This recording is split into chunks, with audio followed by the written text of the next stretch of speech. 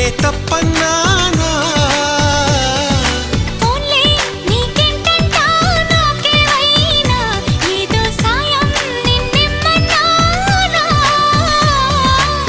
వలపంటే నిప్పు లాంటిది కలకాలం దాచలేనిది సలహా విని ఒప్పుకోవే ఇక